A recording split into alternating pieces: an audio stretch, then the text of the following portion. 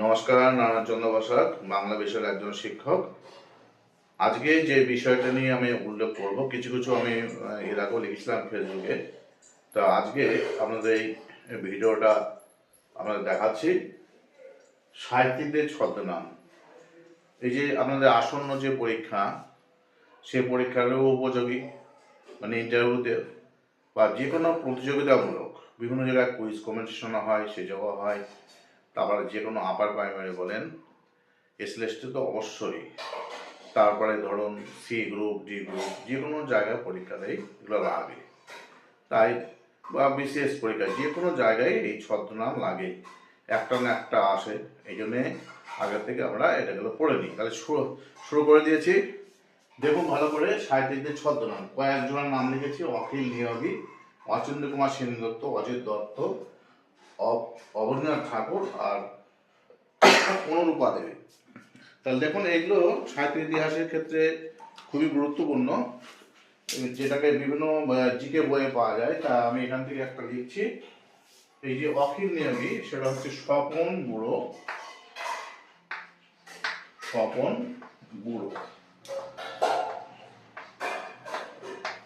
তারপরে অচন্দ্র কুমার সেনগুপ্ত, নিহারিকা দেবী,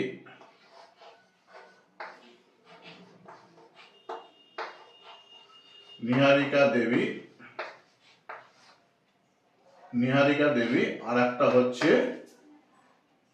অভিনব গুপ্ত।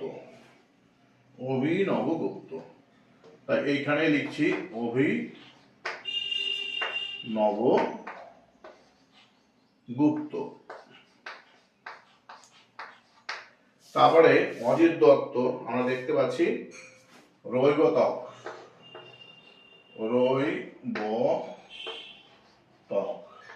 এ প্রসঙ্গে বলে নিই, অজিত কুমার দত্তের যে রৈবতক, এটা একজনার একটা কাব্য। সেই কাব্যটা হচ্ছে নবীন চন্দ্র সেনের, তিনটে কাব্য ছিল, তারই একটা হচ্ছে রৈবতক কুরুক্ষেত্র প্রবাস। তাই রৈবতক এটা মনে রাখার একটা উপায়। আর একটা হচ্ছে রৈবতক ছদ্মনামে কার কোনটা কাব্যগ্রন্থ আছে, এইভাবে করা যায়। আর লীলাময় রায়, সেটা হচ্ছে এবারে অজিত দত্তের অবনীন্দ্রনাথ ঠাকুর আমরা লিখেছি রসুল আলী।